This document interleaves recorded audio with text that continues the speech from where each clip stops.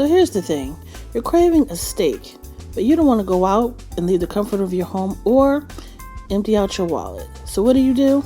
Well, sit back, relax, and enjoy it, and I'm going to show you how to make a steakhouse dinner at home.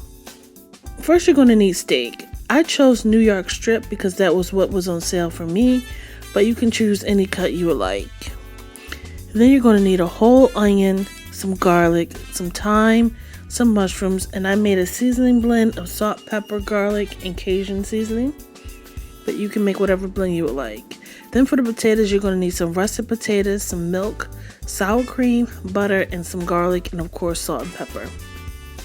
So first thing I did is took the steaks out, and I'm just oiling them down with some olive oil on both sides.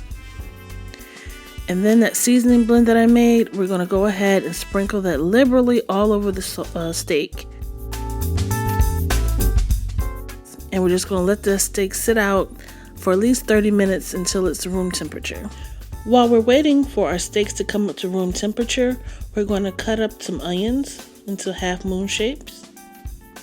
And then we're going to now grab some of our russet potatoes, and you're just going to slice them and cut them into chunks any way you want to. Just make sure that the slices are uniform or the chunks are uniform. That way it ensures that the cooking time, they will all cook together. Just take those and put them in some cold water along with the garlic, and we're going to bring them up to a boil. And then once our potatoes come up to a boil, then we'll salt the water. Now it's going to take about 10 minutes or so for them to cook. And so we just check to make sure that they're fork tender, and as you can see they are. So we'll just go ahead and drain them in a colander, and then we're going to put them back into that same hot pot and turn the heat down to the pot to medium-low heat and just mash those up. And by doing that, then any extra water that's in there, then it'll evaporate. So now we're going to go ahead and add some butter, and then we're going to add some of our sour cream. And once we do that, we're just going to ahead and give that a nice stir. And then we're going to add milk. So we're not going to add all the milk at once. We're just going to add a few tablespoons, a little at a time, and keep stirring until we get it to the right consistency. And once you get it to the right consistency, you can go ahead and taste and add any additional salt and pepper as needed. And there you have it. There's your mashed potatoes. So if you guys like what you see so far, go ahead and click that like button and subscribe to my channel. So I took a cast iron pan and heated it for 5 minutes on high heat because now it's time to cook our steak. So we're going to place the steaks in the hot pan and just listen to that sizzle. And that's what you want.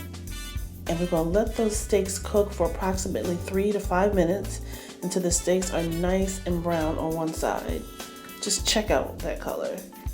And once we do that, we're just going to flip them over, and then we're going to cook them on the other side. Now, a minute or so before you take your steaks out, add your butter, garlic, and thyme, and you're just going to take that butter sauce and baste it all over your steak.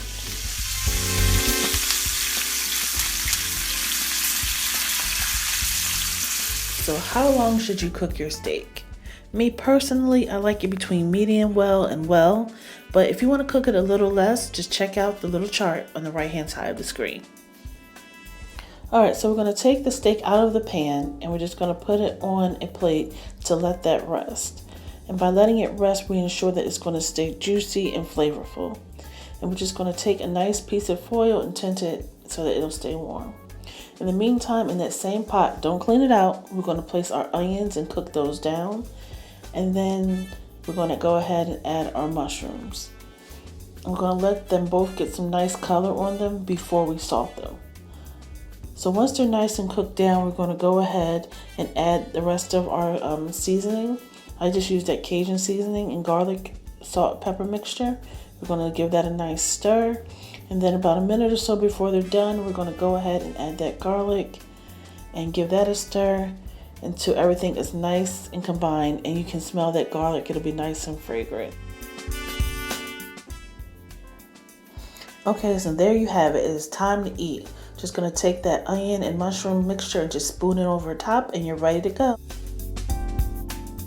Thanks guys for watching, and comment down below and tell me how you like my recipe. Have a great day. Bye.